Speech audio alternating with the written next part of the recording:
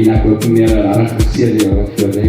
Ek wens meneer nog baie gelukkige verjaarsdag by ons en dankie vir meneer se goeie gesindheid en die impak wat meneer het op ons lewens gehad. Dit meneer se dag.